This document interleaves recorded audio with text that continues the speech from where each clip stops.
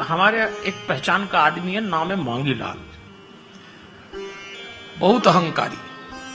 और मांगीलाल का बेटा हरिराम एक दिन अपने पिताजी, अच्छा निशानेबाज था हरिराम उसका बेटा, एक दिन एक बंदूक लेके आया पिताजी के पास और पिताजी ने कहा तेरी निशानेबाजी कैसी चल रही? बोले बहुत बढ़िया चल रही, देखिए नई बंदूक लाया हो। तो मांगीलाल को बड़ी चोट पहुंची, अहंकार तो था ही। उसने कहा लाओ हम चलाते हैं। उसने कहा पिताजी ये बंदूक है, आपको निशानेबाजी आती नहीं है।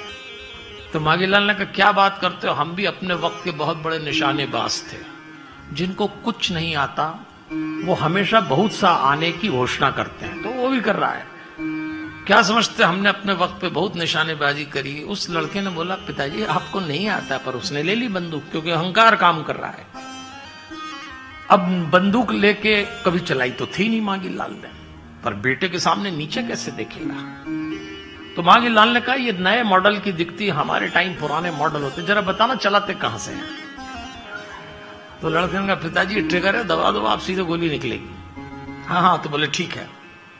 उसी समय दोनों ने देखा आसमान पे चिड़िया उड़ रही, मांगीलाल ने लिया और गोली चलाई। गोली तो निकल गई, जहां जाना थी चली गई, चिड़िया उड़ती रही। तो बेटे ने कहा हमने आपसे पहले ही कहा था पिताजी आपको निशानेबाजी नहीं आती। वो देखो चिड़िया उड़ रही, गोली पता नहीं कहां गई। मांगीलाल ने कहा तुम एक नंबर के मूर्ख हो बाप, हम के तुम। निशानेबाजी कोई हमसे सीखे, हम जादू की निशानेबाजी, कमाल की निशानेबाजी करते। देखो गोली लगने के बाद भी मरी हुई चिड़िया उड़ रही है।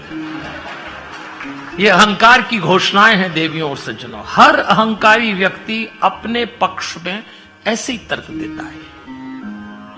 इसलिए यदि आप परिवार बचाने की तैयारी में हैं और माध्यम हनुमान जी को रखना चाहें तो अपने परिवार से सबसे पहले विदाई अहंकार की करिए।